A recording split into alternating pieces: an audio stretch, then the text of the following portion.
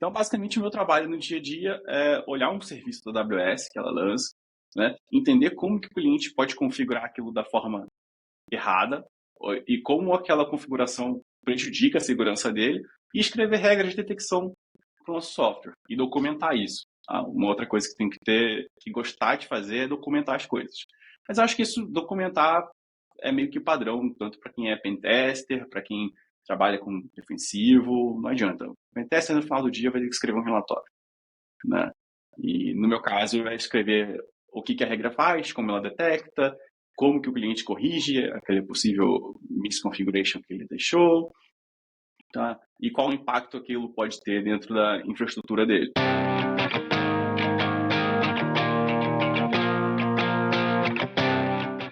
E aí, pessoal, bom dia, boa tarde, boa noite, dependendo do horário que você estiver vendo ou ouvindo esse episódio. Seja tudo bem-vindo ao Cloud Talks BR, um podcast de tecnologia e segurança onde a gente explora o mundo cloud.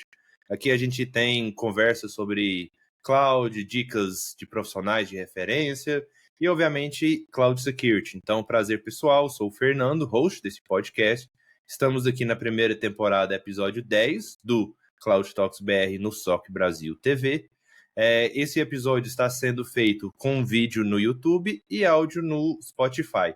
E aí, nesse episódio aqui, eu tenho um convidado bem especial. Então, eu estou aqui com Felipe Proteus, né, ou mais no mundo online, né, Proteus.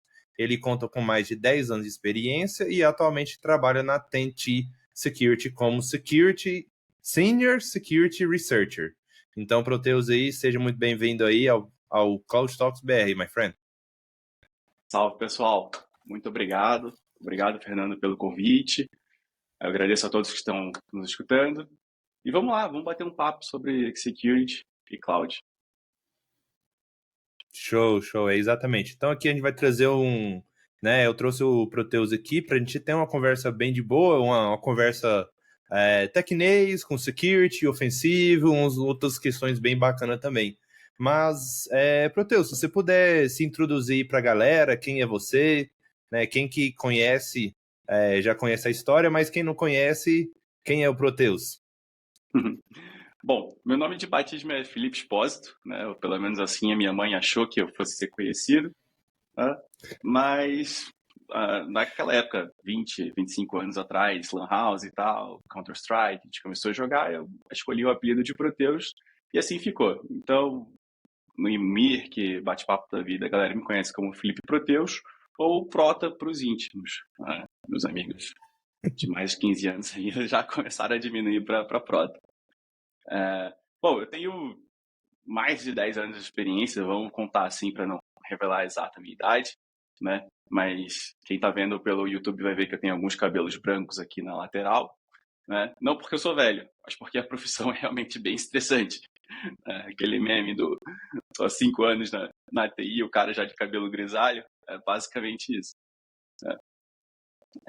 Show. Então, fiz graduação na Unicamp, fiz um mestrado na FRJ aqui no Rio de Janeiro, depois passei por um concurso público, fiquei nesse concurso público por um bom tempo, né? Saí para empreender, abri uma empresa chamada Blue Ops junto com o Rodrigo Montoro, que você já entrevistou, salvo engano, no episódio anterior, né? E vendemos essa empresa para a TNT Security, que é a empresa na qual eu trabalho atualmente. Show de bola. Então, Meu resume. background, resumindo, sempre foi um background defensivo, com aquele pezinho ali meio torto no ofensivo, né? Então, dá para dizer que eu tenho bastantes anos de experiência e algumas boas histórias para contar. As boas histórias aí, com certeza aí. A gente vai entrar em algumas delas, né? Mas assim, resumindo, né? Em 1 minuto, eu sempre falo, resumindo 10 anos em 1 minuto. É isso, galera. Obviamente tem muito mais detalhes, né? Mas quem é um. Então você mora no Rio de Janeiro, Moro né? no Rio de Janeiro. Show. Então, tem muito evento por aí? Ou tá faltando eventos Infelizmente de não. cyber? Assim, a gente costuma dizer que eu vou para São Paulo encontrar os meus amigos do Rio de Janeiro. Tá? É bem difícil ter um evento de cybersecurity no Rio. Até começou do final do ano passado para cá com algumas iniciativas, mas não tem volume, sabe? Acho que São Paulo, por ser a capital financeira do país, tem muito mais gente, muito mais volume. Em São Paulo, se vocês quiserem fazer um evento toda semana, vai ter gente diferente para ir toda semana, né? O Rio de Janeiro, talvez por esse clima de praia, assim, ou é bar ou é praia. Né? Então, se fizer um evento no bar, até aparece gente. Né? Uns 5 ou 10 gatos pingados, quando consegue um alvará de liberação da esposa, aparece. Mas, no Aham. geral, falta evento de segurança no Rio, cara. Isso é uma das coisas que eu sinto falta. Show, show. Aqui em Goiânia mesmo também, cara, a gente não tem praia, mas tem bar e restaurante. Isso a gente tem bastante. E o mercado, assim, com a galerinha, né, de seca aqui, mas realmente o mercado, acho que o mercado nenhum tá aquecido igual o São Paulo, pô. Cara, todo evento de cyber é lá, pelo menos os principais, né, obviamente não dá pra falar todos, né, mas a maioria são tudo de lá, então São Paulo para segurança é a segunda casa, basicamente. Exato. Show, show. Mas, cara, a gente, na verdade, não tocou muito aqui, né? Mas você fez um caminho, né, de um security um pouco mais tradicional para cloud security. Então, o que te levou para seguir esse caminho, né? E se você puder explicar um pouquinho o que é essa segurança meio que tradicional e por que cloud, pô? Tá.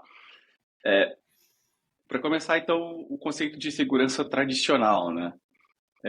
Antes desse ambiente de cloud que a gente tinha o que a gente chamava de on-premises, né? Ou seja, você comprava um servidor, alugava uma sala cofre, botava o servidor, ar-condicionado, energia, internet, tudo mais, né? E esse era o seu mundo on-premises, toda a sua rede estava local. E o que aconteceu? Né? Por que eu migrei para cloud, na real?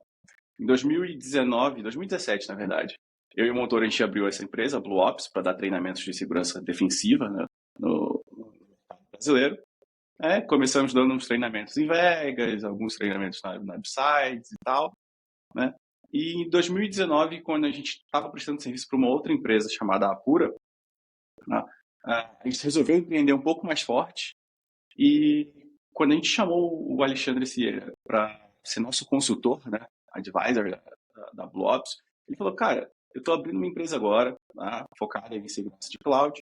É o seguinte, vem trabalhar com a gente. Se vocês gostarem, vocês entendem como funciona uma startup e tudo mais, né? Se vocês quiserem continuar empreendendo, daqui a uns anos vocês saem e empreendem vocês novamente. Eu falei, bom, vamos lá, né? O que eu preciso aprender para isso? E aí ele falou, cara, Cloud Security, o que você sabe de cloud?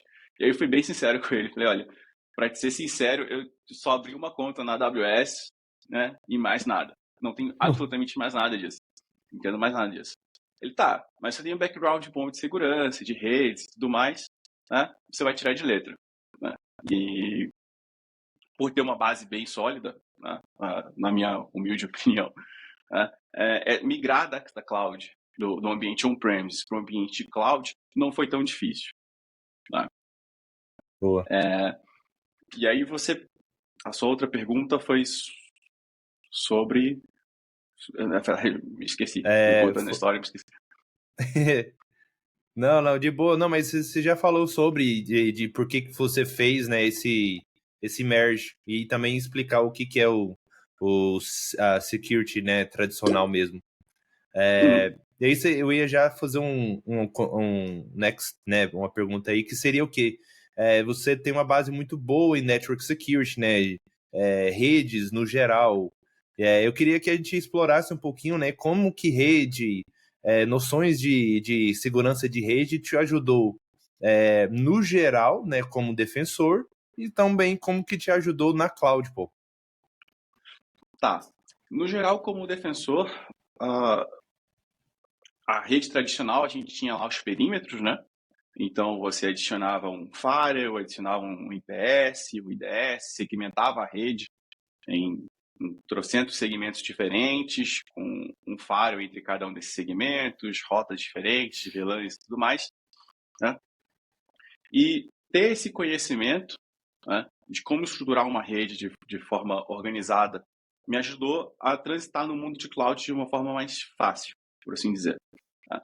Quando a principal diferença de uma rede on-premises para uma rede de cloud, tá? De um provedor de cloud pública, AWS, GCP, etc., tá? É que uma rede on-premises, né, você tem todos os seus aparatos, todos os seus devices, e você precisa gerenciar todos eles. Tá? Então, você precisa configurar a switch, você precisa configurar a interface de rede, você precisa configurar firewall, roteador e tudo mais. Tá? Quando você muda isso para o ambiente de cloud, tá? Você basicamente não precisa configurar tanto. Tá? Você faz chamadas de APIs para suas configurações. Tá? Então, mudou para uma estrutura que você mais tinha que botar a mão na massa para uma estrutura que você mexe como código. Tá? Então, tabela de roteamento, definição de redes, né, de segmentos de rede, tudo mais, nada mais são do que chamadas de APIs que você faz nesse seu provedor de cloud, tá? E ele estrutura isso para você. Tá? Outra vantagem do ambiente de cloud em relação ao on-premises é que na cloud, se você organizar bem direitinho a arquitetura do seu software, a arquitetura dos seus sistemas, tá? Você não precisa se preocupar com a infraestrutura de baixo. Tá? O que eu quero dizer com isso? Se você subir um container, se você subir, exceto instâncias EC2 ou infraestrutura como código, como serviço, mas PaaS e SaaS, você não precisa ficar mantendo atualizado o sistema operacional por baixo. Já no on-premises, você tem todo aquele problema de manter o sistema operacional atualizado, de manter as aplicações atualizadas, e às vezes você esbarra numa aplicação que ela não pode ser derrubada de jeito nenhum, é extremamente crítica para o negócio. E aí você precisa abrir uma janela de manutenção, né, ir para a empresa lá sábado de noite, fazer a manutenção do sistema operacional, rezar para que dê tudo certo, porque às vezes você só tem uma licença e é aquilo que você tem que fazer, sabe? Se a migração de alguma coisa errada, você restaura o backup e espera a próxima janela para ver o que vai fazer, se de suporte e tudo mais. Né? E no geral, o on-premises ele é bem mais complicado, né? Tem muito mais detalhezinhos que você precisa gerenciar, e na cloud você terceiriza esse gerenciamento para o teu provedor de cloud. Tá? Tem um custo? Tem, mas você consegue ter mais segurança no ambiente de cloud do que no ambiente on-premise. Tá? Embora o esforço seja basicamente o mesmo nos dois lados, mas no cloud você terceiriza grande parte desse esforço, tá? E no on-premises você tem que botar a mão na massa para fazer. Então, eu acho que quem tinha alguma dúvida, né, obviamente, se não sabia a diferença de cloud on-premise, eu acho que com isso já dá para entender muito bem, né, onde tem as diferenças e onde tem as similaridades. Então, muitas das vezes, às vezes, quem tem a experiência em rede se dá muito bem em cloud. Por quê? Os conceitos são quase a mesma coisa, né? Assim, alguma coisa que tem que configurar, mas a cloud em si, ele te proporciona, né, uma redução de overhead, que a gente fala, né? Você não precisa gerenciar tanto ou tantas partes, né, comprado on-premise. Então, bacana, cara. Então, isso daí... Outro detalhe bacana também. Em termos de mudança, né, no nível de rede, tá? O TCP/IP é o mesmo on-premises e para cloud. Com um pouquinho de diferença on-cloud, né? Por exemplo, dentro de uma VPC na AWS, o protocolo ARP não funciona exatamente igual como ele funciona numa rede on-premises. Tá? Então, o ARP na VPC da AWS, ele não tem broadcast. Né? Diferente de uma rede bacana. Ethernet local. Tá?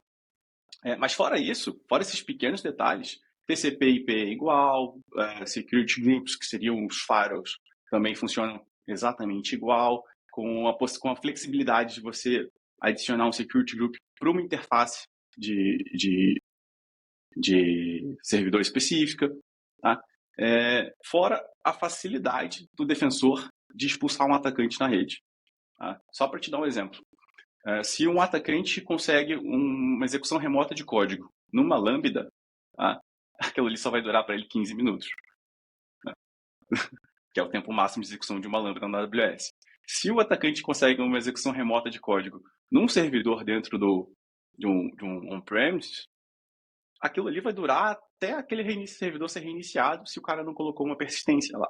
Entendeu?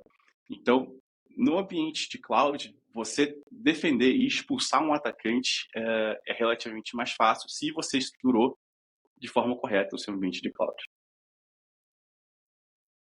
Fazer o arroz com feijão, fazer algumas configurações básicas e acompanhar, né? Não é Exato. Monitorar. só... Monitoramento Não é contínuo.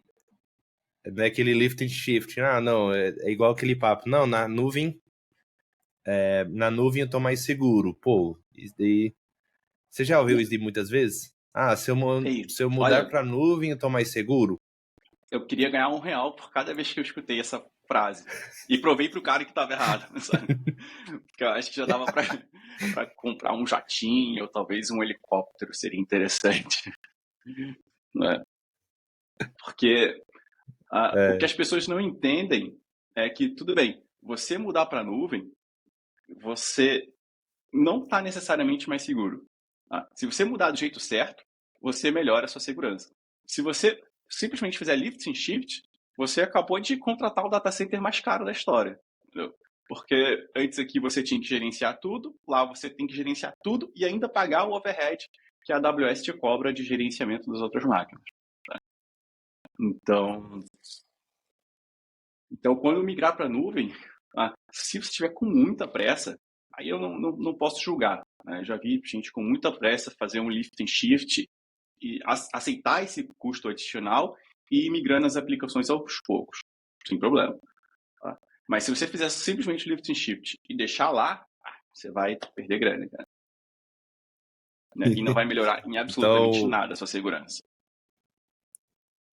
pode até piorar, na verdade. Pode até piorar, porque Se o cara muito não... comumente quem migra para a nuvem fazendo um lift and shift, migra com uma única conta para a AWS, não separa Isso. os serviços em contas diferentes e coloca tudo na mesma VPC, ou seja, é como se fosse uma rede flat no ambiente on-premise. E normalmente no ambiente on-premise o cara ainda tinha ali uma segmentação de TMZ, né, uma segmentação de rede, segmentação de máquina de usuário. Não, exatamente. Então, lift and shift, né? Então, é bem aquela coisa, depende, mas tem que aceitar o risco. E aí, um fato curioso, né? Você falou que você acabou de contratar o data center mais caro, o Cieira também falou essa mesma frase, né? Num contexto um pouquinho diferente. Mas, assim, quando você falou, cara, era o Cieira falando assim, não sei se você fala isso muito, ele fala isso muito, mas, assim, foi do mesmo jeito, cara. Foi até engraçado aqui. A gente trabalha 4 anos juntos, Mas, né? Então, eventualmente eu falo uma coisa que ele fala uma coisa que eu falo e vice-versa. e Acho que vice-versa. se pegar Não, eu, bacana. Não, Cielo, era só esse Montoro, comentário. eu falo muito com o Montoro também, então provavelmente eu vou falar alguma coisa que ele falou e por aí vai. Não, perfeito, perfeito. Cara, eu queria já trocar para uma outra direção aqui, que é o seguinte, então, qual que é a importância de comunidade para você? Porque, assim, por que as pessoas, né, devem se preocupar com isso? Por que eles devem se preocupar com a comunidade? Por que né, o pessoal é uma boa ideia, por exemplo, se tornar um speaker, né, um palestrante? E aí, né, o que você ganhou, né, de volta no sentido assim, o que você realmente teve um uau, isso de que realmente me ajudou um momento, né? Quando você participou, ajudou a comunidade, palestrou em eventos, então, e por último, né, teve algum evento que foi o seu favorito, um B-Sides, um Black Hat da vida, né? Eu meio que juntei 3 em um aqui, mas qualquer coisa eu vou te ajudando aqui. Tá. Eventos. Meu evento favorito no Brasil, sem dúvida nenhuma, é a Hackers to Hackers. Tá? Porque é o evento que você simplesmente encontra toda a comunidade brasileira de hacking dos últimos, sei lá, 20, 30 anos, a galera tá lá. E aí a sua outra pergunta foi por que A qual que é a importância da importância da comunidade? comunidade. Tá? E aí tem Isso. alguns motivos. Né? O primeiro deles, e eu acho que é o mais importante para quem não está na comunidade, ou para quem quer entrar na comunidade, é a troca de conhecimento. Tá? O que eu quero dizer com isso? Né? Se eu sei, por exemplo, que o Fernando é especialista em AWS e eu estou com uma dúvida, cara, por mais que eu saiba alguma coisa e tal, estou com uma dúvida num conceito específico, Fernando, e aí, cara, tudo bem? Pô, eu te barrei contigo no H2HC no ano passado, lembra de mim? Sou Proteus? Então, queria te perguntar tal coisa. Tá? Essa proximidade ajuda muito a você se desenvolver como profissional, tá? A ganhar corpo de conhecimento, porque mesmo que alguém me pergunte alguma coisa assim, Proteus, tem essa questão específica da AWS, você sabe? Aí eu vou te falar, olha, não sei, mas eu sei quem sabe. É o Fernando lá na ponta lá do Cloud Talks BR. Entendeu? Então isso reforça a comunidade e te ajuda muito como profissional, né? Em contrapartida, isso também te dá que a gente chama de QI, né? Ou seja, quem indica. Porque se você for ver no mercado de trabalho em especial, em tecnologia e mais especialmente ainda em segurança, né? A maioria das vagas de segurança elas não são anunciadas, tipo LinkedIn, Group da vida. Quem você confia, que você conhece, né? Que está apto para aquele serviço. Então, ter um networking nesse sentido é muito importante para garantir sua empregabilidade. Eu acho que ninguém quer ficar desempregado ou perder essa capacidade de ser facilmente empregado. Então, networking é essencial para isso. Tá? E o que eu ganhei como speaker?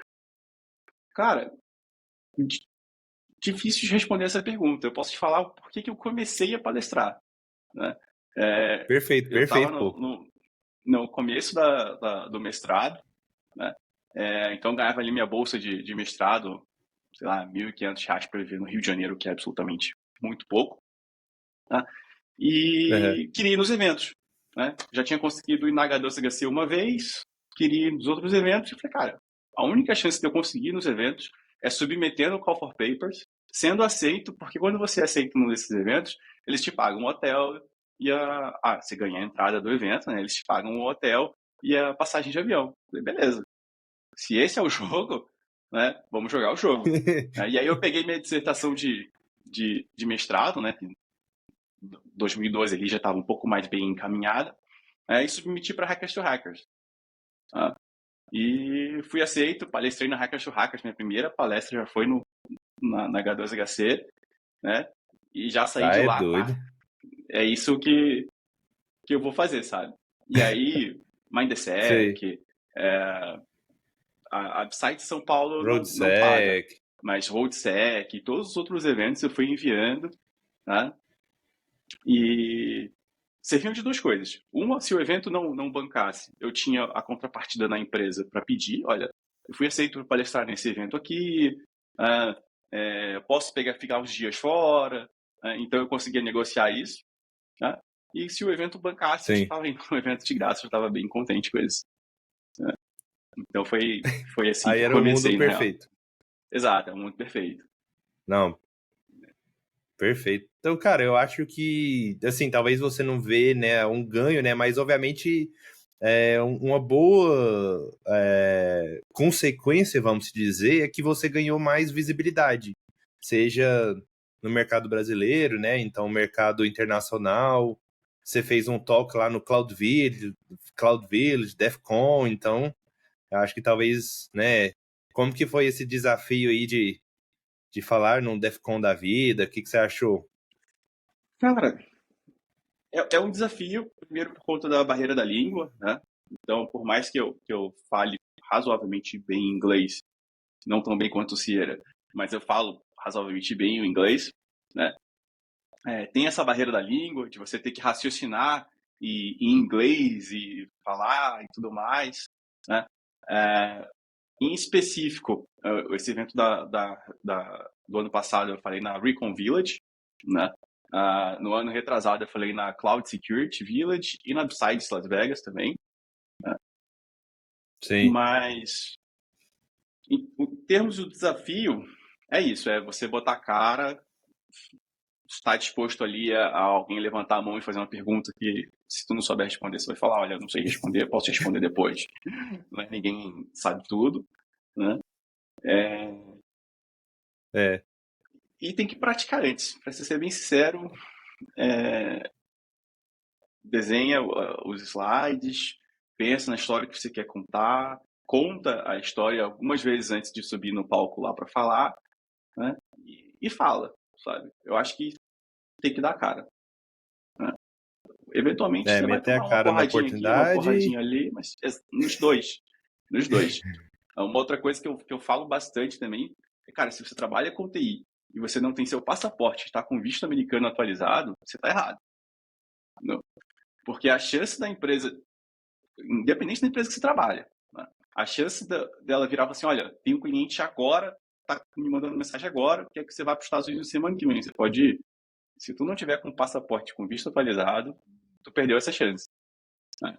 Então, meu pai que fala muito, né? Cara, você tem que dar chance pro azar, né? Porque se você não der chance, não vai funcionar, entendeu? Então você tem que estar preparado, né, para o que pode acontecer.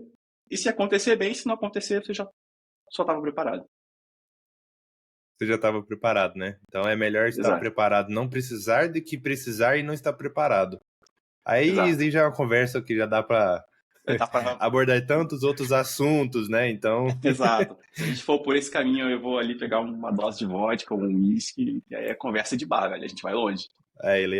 ele vai longe essa conversa, mas assim, obviamente dá para levar para vários outros sentidos, mas então, pessoal, eu amo eventos de cyber, se puder eu vou em todos, né? Mas é carinho. Quem não mora em São Paulo às vezes tem essa desvantagem, né? Mas participam, né? Então, tava até falando com os amigos meus, né? Eles vão pro RoadSec, né? Primeira conferência, cara, para beginners, né? Para alguém que nunca, né, foi na conferência, cara, eu achei muito bacana, né? Muito voltado para a comunidade. Eu, obviamente tem um viés comercial, né? Precisa sobreviver, mas assim, eu achei um ambiente sensacional, né? Na Arca, né? Ano passado e assim, se deixar eu vou nela todo ano também, além do meu querido Berrec. Berrec é o que É eu do não coração, posso né? faltar. Aquilo lá é do coração. Eu posso faltar qualquer outro, mas menos Berrec. Berrec, assim, eu gosto dos meus mineirinhos. Sim. Ah, gosto também da BREC. Eu palestrei lá em 2013, eu acho, 2014, talvez. Tem bastante tempo que eu não vou na BREC, mas eu adoro o Crash de paixão, então se ele estiver Isso. escutando aí, beijinho no seu coração. Beijinho, eu vou fazer um call for paper esse ano. Beijinho e até esse ano. Isso. Bom, quem Mas sabe? assim, Tem algumas cresceu muito, ideias, quem cara. sabe? Cresceu bastante, assim, nem sei como que é, né? 2013, 14, para agora, né? Desse ano foi pro Minas Centro, ano passado, o outro ano, né? De 2022, foi no hotel lá e assim expandiu de uma forma assim sensacional. Então, o pessoal lá em BH tá fazendo barulho, assim, tá ficando bonito por lá, viu? Logo, logo vai Eu competir com fico o pessoal contente. de. Oi? Eu fico contente, né, de ver o evento crescendo. Não, assim, cara, tá crescendo e vai competir com os peixes grandes logo, logo, porque, assim, o ano passado, né, foi muito bacana. Mas, assim, galera, final da história, participe em eventos, networking, conhecimento, tecnês, zoeira, é muito bom e vale muito a pena, né? Às vezes é um pouco cansativo, né, mas, assim, quem vai uma vez é igual um vício, pô, você quer ir em todos. Você acaba criando uma família, né? Isso, exatamente. Nos eventos. Aí você conhece os seus amigos virtuais. Cara, eu lembro da primeira vez, cara, foi sensacional. Eu falo, nossa, amigos virtuais aqui, né, que você encontra, né, nesses eventos, e aí você consegue, né, você fala, nossa, na foto você é tão pequenininho, né, e na vida real você é gordão, você é altão, você é pequenininho, você é uma tampinha, né, e você faz, entra na zoeira, né, com os amigos virtuais aí que você faz e tal, então é bacana. Eu acho o mais legal disso é que você viu o cara pessoalmente pela primeira vez, mas o cara já é teu brother, velho. Tu já senta Exatamente. no bar com o cara pra beber, já sai pra almoçar e continua trocando ideia como se estivesse no virtual, só que você tá no real ali, no físico, né? Com pessoas, às vezes, completamente opostas, mas estão ali para um intuito que é trocar conhecimento de cybersecurity, né? Eu acho que isso Não, é cara, bacana. eu acho que é muito bacana. Cara, e você tá com uma blusa aí, Ocint aí, uma blusinha bonita, viu? É, Então, qual que é o esquema sim, dela aí? sim. Ocint Brazuca O aí? City Brazuca é um projeto que o Clayton né, toca no GitHub. E no ano passado, a mesma talk que eu falei na Recon Village, eu dei essa talk na H2HC no ano passado na OSINT Village, né, na Hackers to Hackers. Que foi uma talk de um projeto que eu já estava guardado na gaveta há, sei lá, 2, 3 anos. O que eu percebi, na real? Eu percebi que duas coisas. Uma, não existe um padrão nos sites ou nos serviços que a gente utiliza no dia a dia para retornar alguma informação para você. E por não existir um padrão, a gente conseguir explorar essas diferenças. Né? E a segunda coisa que eu percebi é que todos esses serviços que a gente utiliza estão na nossa cadeia de suprimento. Né? Então, todo mundo tem conta de luz, água, internet, celular, telefone, tudo mais. Né? E, basicamente, esses serviços, toda vez que você clica lá em recuperar senha, ele te pede uma informação e te retorna algum resultado. Né? E aí eu comecei a catalogar isso.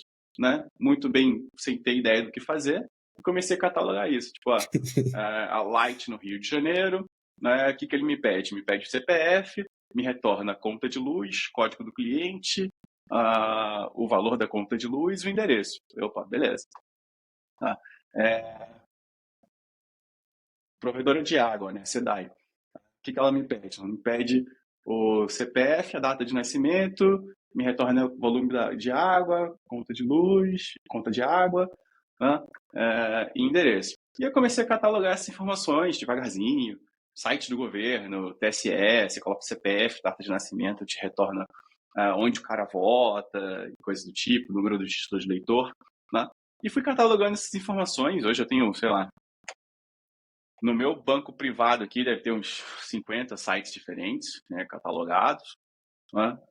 No público, no projeto que eu disponibilizei no GitHub, eu acho que tem uns 10 ou 12 desses aí.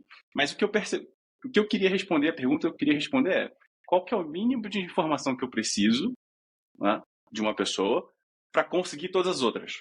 Né? Então, o que eu fiz? Cataloguei todas as informações e plotei um grafo em cima disso. Então, com o grafo eu consigo ver que com o CPF eu consigo, num site específico do governo, pegar a data de nascimento e o nome completo. Né? Com o nome completo, data de nascimento, eu consigo no site da Receita, com o CPF, a data de nascimento, eu consigo no site da Receita e ver se o cara teve alguma restituição. Né? Dependendo se ele teve restituição ou não, eu consigo ver onde foi a agência do banco que ele teve restituição. E aí, Caramba. com essa restituição, você sabe, tipo, se a agência do cara é uma agência Prime, você sabe que o cara ganha acima de X mil reais.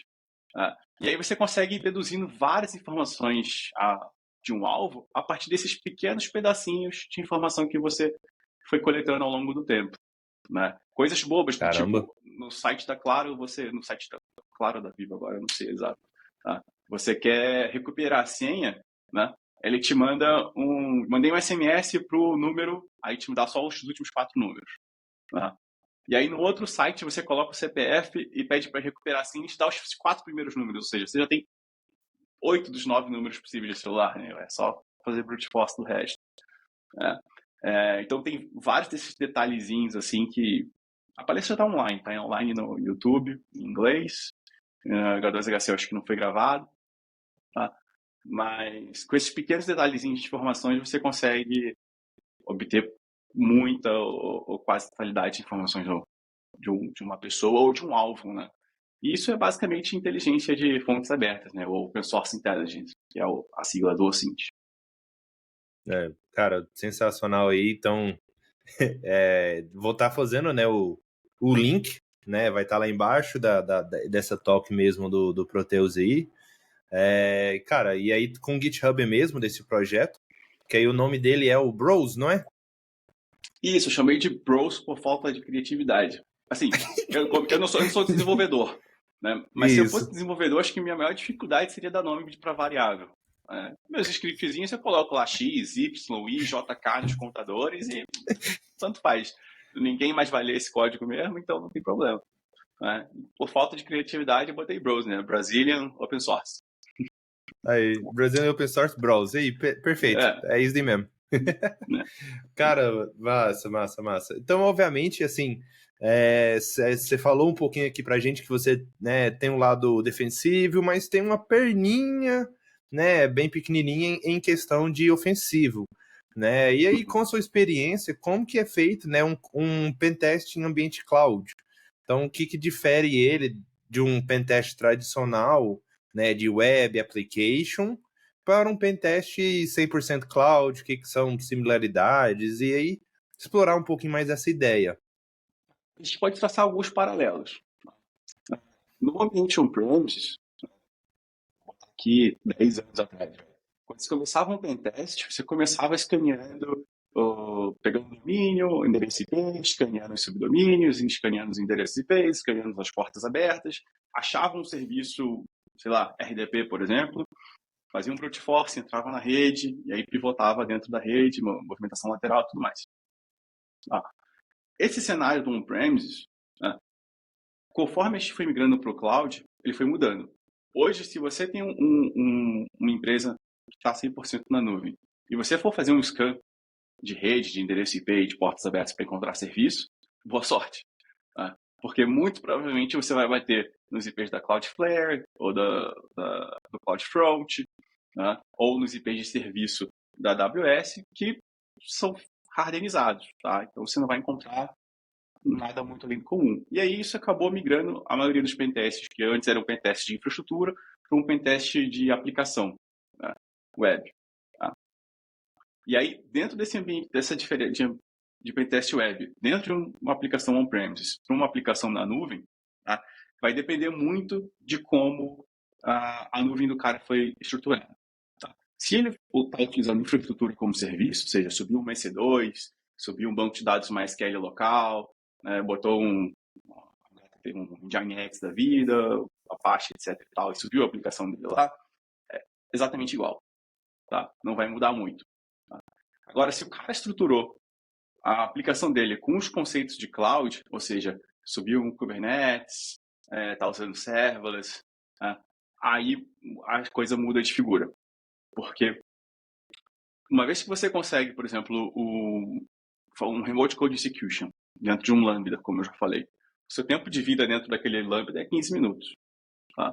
Você precisa pular dali, obter alguma credencial, né? Pular para o que a gente chama de control plane, e aí a partir do control plane você começar a explorar as coisas. Tá? Talvez não tenha ficado muito claro, mas quando a gente fala de on-premises, você tem basicamente o data plane e só o data plane.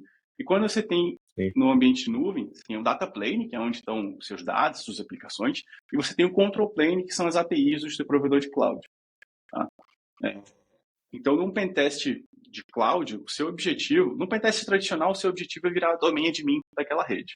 Tá? Então, você vai lá, acessa a aplicação, se move lateralmente, acha o AD, acha um usuário qualquer, descobre quem é o administrador da rede, toma o token daquele cara e vira a admin do AD. Você ganhou aquela rede. Na AWS, em especial a AWS, que é o provedor de cloud que eu mais conheço, é um pouco mais complicado. Tá? Porque você precisa obter uma credencial, escalar, ter sorte daquela credencial estar mal configurada, né, para você conseguir escalar algum privilégio e subir, elevar o seu nível de acesso dentro daquele provedor. Às vezes, para você se movimentar para uma outra conta de AWS, você vai ter um baita trabalho de descobrir quais são as outras contas dentro daquela mesma organização. Se não tiver, por exemplo, VPCs entre contas interligadas, com VPC peering, por exemplo, você não consegue pular de uma rede para outra, você fica preso dentro daquela VPC. Então, a movimentação lateral na AWS é bem mais complicada do que no on-premises. Tá? Você virar um domain admin de um cloud provider, tá? Também é bem mais complicado. Tá? Você depende de vários possíveis erros de configuração que o cara possa ter cometido, tá? Que, na prática, ainda nunca peguei um cara com IAM 100% seguro. Sempre dá para pular para um lado e para o outro. Né? IAM dá para fazer a farra. E aí, quando o cara põe resource asterisco, principal ID asterisco, aí faz a farra ainda melhor. Exato. Aí é onde o filho chora e a mãe não vê. Né? Basicamente. Aí quando dá recurso demais. Então, um cara que às vezes nem sabe, né? Então, quando o cara faz um lift and shift, aí ele faz, asterisco, puf, pra mim, beleza. Aí ele tá liberando, né, aquele IAM, né? Então, aquele usuário para 15 mil ações. Imagina o que um cara pode fazer com 10 mil, Tudo. 15 mil ações, né? Asterisco, 2 pontos asterisco na AWS, você é super administrador. Né? Exatamente. Então, nunca Só não faça é isso, viu, mais que a gente? conta root, mas... Nunca faça isso porque pode dar muito ruim. Pode não, vai dar. Mas A questão é quando. exatamente. Entendeu? Quando? Exatamente. Mudando aqui. Não que possa dar, mas quando que vai dar ruim e perder todos os backups, perder, sei lá, o estrago pode ser bem grandioso, dependendo do objetivo, né, de um atacante e tal. Então você falou, né, que é bem mais complexo, por exemplo, fazer um escalonamento de privilégio. Então, assim, é bem mais complexo porque além de conhecer o hacking, você tem que conhecer a cloud. Que Você tem que adianta conhecer a cloud. E mais você que ter isso, os você precisa... conceitos. Exato. Você precisa também dar sorte do cara ter configurado alguma coisa errada. Tá? Ter dado um privilégio excessivo, ter dado privilégio a um recurso, um outro recurso que tem privilégio excessivo. Por exemplo, você caiu numa Lambda, né, que tem lá credencial no environment, que dá acesso a uma EC2, e essa EC2 é administradora, né, tem uma role de administração, você consegue pivotando entre esses recursos e alcançar outras coisas e elevar suas credenciais. Tá? É mais difícil isso acontecer na AWS do que no ambiente on-premise. No ambiente on-premise, quantas vezes... Hoje em dia é até um pouco mais raro, mas você explorava um Apache e ele estava lá rodando como root. Né? Oh, aí não dá, né? Mas hoje em dia a segurança tá melhorando, né? Mas Tá melhorando, tá melhorando. Vai, deu 10 anos, por exemplo, que eu não exploro uma Apache e já cai como root, já cai como data lá, né? sei. O usuário do Apache, ele tem que escalar privilégio. Também depende de alguns errinhos, né, de alguns problemas de configuração que o administrador fez na máquina, mas quando tem um humano trabalhando naquilo, Isso, a chance do erro acontecer é muito maior. Né? E exatamente. no ambiente da AWS, como você mesmo falou, mais de 15 mil actions diferentes, a chance de ter um erro é grande. Tá? Se o cara botar IAM, 2 pontos asterisco, perdeu. Né? Se ele botar resource asterisco, também perdeu. Entendeu? Né? Então, basicamente, são essas diferenças. Tá? E quando você contrata um serviço de pentest em cloud, tá? É basicamente o mesmo modelo de pentest que você contrata no tradicional. Você pode contratar um black box, white box, gray box, etc. Mas o que é mais comum no pentest, né, quando você tem uma infraestrutura de cloud, é você contratar um modelo tipo gray box, white box, tá? Sim. Onde você vai dar pro atacante uma permissão de read only, né? E dali ele vai se virar para o que ele consegue fazer, entendeu? Então ele vai ler as configurações de todos os seus devices, vai ler as configurações do todo o seu IAM, ele vai falar o seguinte, olha, esse pequeno usuário aqui, ou essa lambda aqui, né, ele consegue pegar essa variável de ambiente, subir para esse RDS, adicionar esse dado aqui no SQS, que triga essa outra lambda, né, que triga esse arquivo no S3 e você consegue explorar e ganhar dessa forma. Tá? Então, muito comumente num pentest de AWS, de cloud, você vai precisar fornecer alguma credencial, mesmo que seja de read-only, para quem estiver fazendo o pentest. Tá? Se você quiser contratar um pentest de cloud 100% black box, tipo, você vai dar só o endereço para o cara, Vai ser caro. vai ser caro porque a chance do cara... Ele vai gastar muito tempo na aplicação, né? Isso, E exatamente. pouco tempo na sua infraestrutura por trás. Tá? Isso. E não necessariamente por não conseguir explorar uma aplicação, quer dizer que ele não vai conseguir, que algum atacante não consiga, por exemplo, entrar na sua rede. Tá? Só para dar um exemplo, digamos que você tenha lá um site, uma aplicação web exposta, tá? E não tem vulnerabilidade. Você contratou um pentest, o cara testou sua aplicação web, zero problema. Tá? E aí, na semana seguinte, você sofre um ataque. O cara toma a sua rede AWS e aí você vira para o cara que fez o pentest e fala, meu irmão, você não acabou de fazer um pentest aqui? como é que o cara entrou na minha rede? E aí vem o time de forense, vem o time de Blue Team e responde que o cara entrou na sua rede porque um dos seus usuários, desenvolvedores, vazou o token do GitHub dele, né? Não. E aí o cara com esse token do GitHub entra na conta da empresa, olha lá as credenciais em algum repositório, acessa a AWS com aquelas credenciais e faz a bagunça que quiser fazer, sabe? Então, quando você contratar um pentest, você tem que modelar bem que tipo de ameaça que você quer simular e o que você quer de fato testar e descobrir. Tá? Não adianta você simplesmente... Mesmo que seja para compliance, né? Para compliance aí tá fácil. Pô, tu vai pagar pro cara se for para compliance de que ele testou, entendeu? Exatamente. Compliance ele não uma tá outra conversa. De novo, a gente pode ir para um bar aqui e ficar 2 horas bebendo e conversando, né? Mas o compliance ele não está interessado em saber se você está seguro ou se você não está seguro. Ele está interessado em se você cumpriu aquele requisito ou não. Entendeu? É um checklist, né, que a gente fala. Exato, um checklist. Então, você tem ou não tem? Cara, beleza, dá pra fazer escolarmente privilégio? Cara, tô nem aí. Você tem ou não tem e pronto, né? Mais ou menos isso. Exato. É mais um checkbox, né, de validar os controles e tudo mais. Então, bacana, cara. Então, essa visão aí, né, de pentest cloud, né, eu acho que é bem bacana, né? Ele diferencia um pouquinho do pentest tradicional, né, vamos dizer, de aplicação, porque fazer um pentest em web, né, cara, você faz os cursos, mas não tem muito treinamento pentest cloud. Então aí eu acho que você e o Montoro, né, descobriu uma oportunidade aí, e, cara, se você explicar um pouquinho, né, qual que é a ideia do curso, né, então eu acho que vai estar quase no lançamento, que vai ser em março, em maio, não é? Maio, acredito que maio. Pra quem não sabe, eu e o Montoro, no ano passado na H2HC, a gente deu a primeira edição dessa turma, né, que é um curso de AWS ofensivo, que é basicamente técnicas de pentest para quem quer aprender a fazer pentest em cloud. Tá? Então, a gente passa por técnicas de como descobrir ativos do seu cliente, tá? Como fazer movimentação lateral, como conseguir persistência, como deixar algum backdoor na rede da AWS do cara e coisas do tipo. E principalmente como não ser pego, tá? Fazendo essas atividades, tá? Como se evadir do CloudTrail e outras coisitas mais.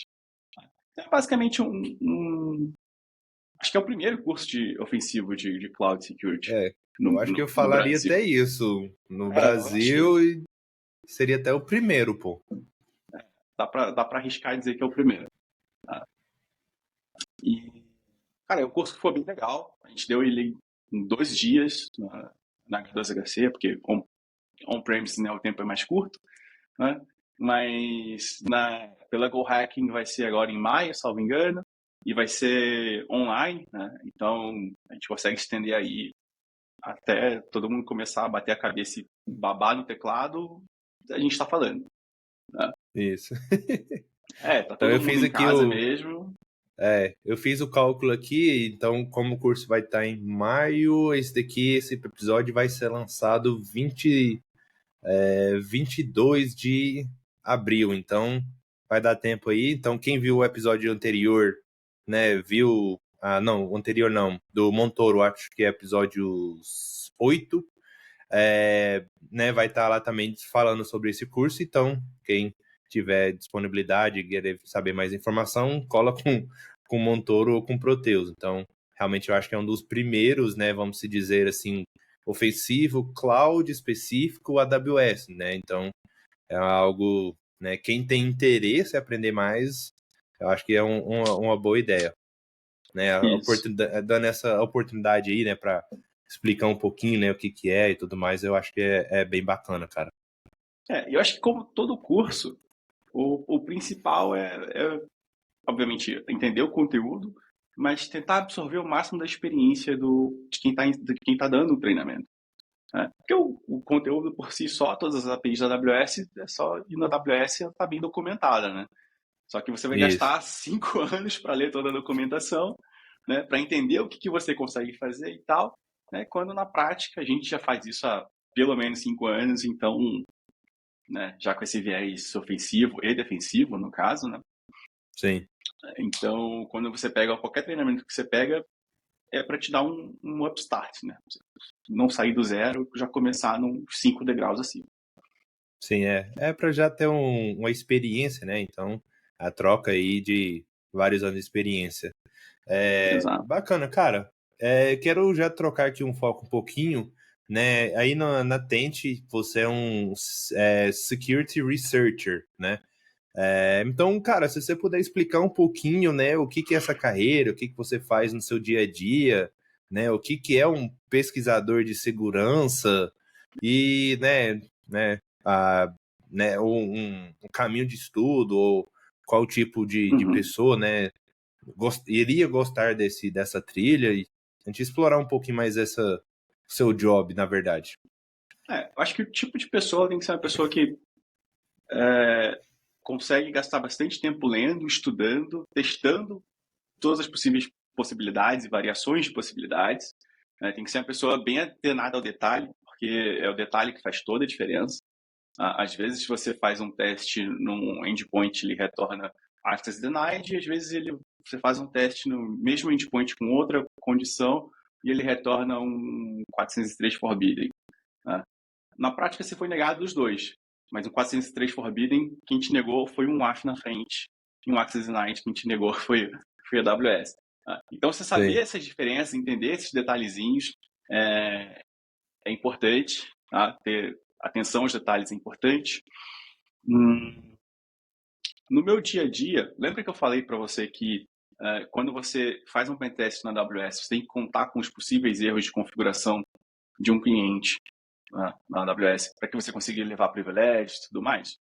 Basicamente, o meu trabalho hoje é não só a AWS, tá? A gente tem um software chamado Zanshin, que hoje a gente já suporta a AWS, Oracle, GCP, Azure, Huawei.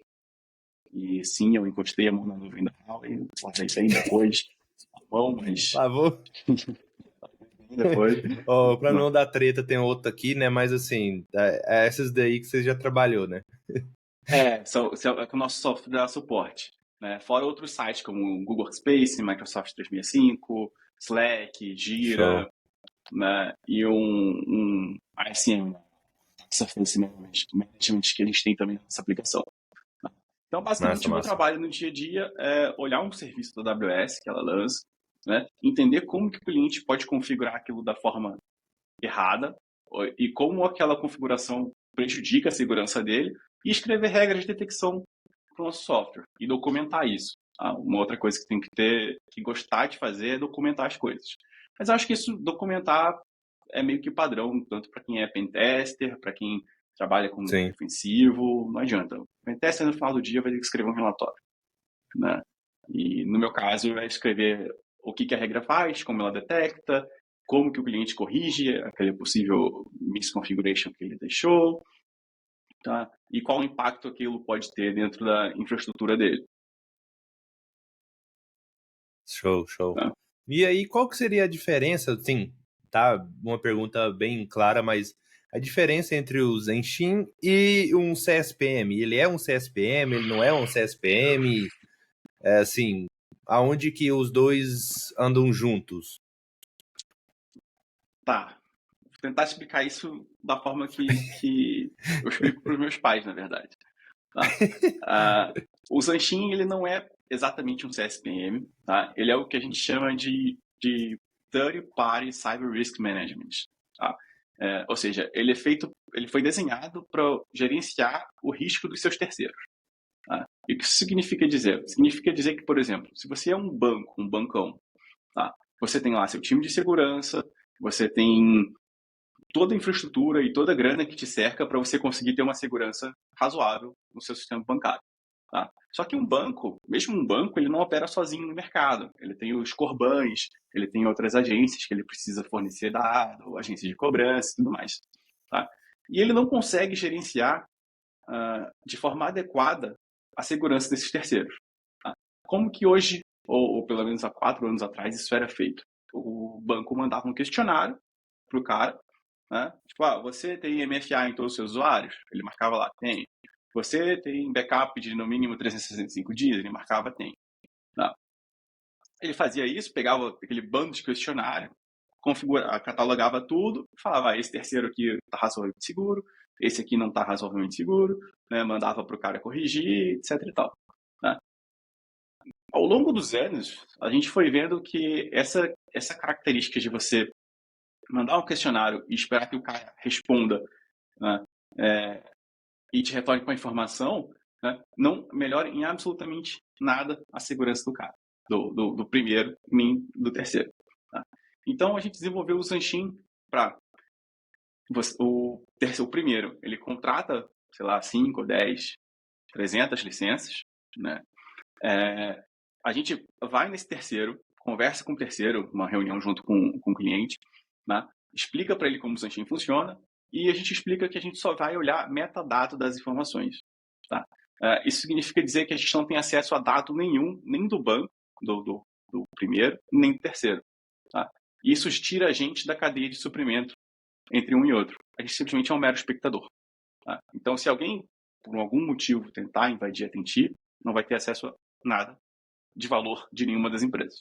Tá? Mas ainda assim, olhando os metadados, a gente consegue dizer, por exemplo, para o banco, se aquele terceiro tem todos os usuários com MFA ou não. A gente consegue dizer para o banco se aquele terceiro tem um bucket aberto ou não. Tá? A gente não vai falar para o primeiro qual o nome do bucket, mas a gente pode falar, olha, esse cara tem um bucket aberto, e como ele é aberto e a gente sabe o nome do bucket, a gente pode dizer, esse bucket tem 50 PDFs, 30 CSVs. Ou esse bucket aqui só tem imagem. Entendeu? E quanto tempo essas informações estão expostas. Tá? Dessa forma, a gente consegue melhorar a segurança do primeiro em relação aos terceiros, porque ele sabe dizer quantos tem MFA, quantos não tem. Ele consegue fazer o compliance desses terceiros de uma forma muito mais rápida, e isso é contínuo, tá? A gente faz esse scan diário com todos os terceiros de todos os clientes. E a gente consegue garantir a segurança dos dois. Né? De forma que se um terceiro ligar para a gente e falar assim, olha, estou com um problema nesse alerta aqui que vocês estão me alertando que é crítico, eu não sei resolver. A gente tem um time de suporte, né? Tem toda a documentação do alerta dizendo o que ele precisa fazer para resolver, mas ainda assim, se ele tiver com dificuldade, ou se ele tiver com, sei lá, algum receio, né? A gente tem um time de suporte, de Customer Success, que vai ajudar o cara a resolver esse problema. Então, é uma ferramenta inovadora. Eu sou bem orgulhoso de fazer parte desse projeto. A gente meio que está mudando a relação entre os primeiros e terceiros. Porque antes, essa relação era uma relação de auditoria. Tipo, deixa eu ver o que você tem aí, o que você não tem, como é que você tá, me manda o relatório e beleza, você se vira aí. Agora não, agora a gente está mudando para um conceito do tipo, olha, essa empresa ela é parceira, tá? Ela vai te ajudar a resolver os seus problemas e vai me ajudar a garantir que você está seguro. Tá? Então, muda um pouco o discurso de ser uma questão de auditoria para ser uma questão de parceria, para uma questão de não sei se broderagem seria a palavra correta, mas uma coisa muito mais amistosa. Isso, uma forma mais proativa na defesa, em vez de ser mais reativa na auditoria, espera que está tudo bem.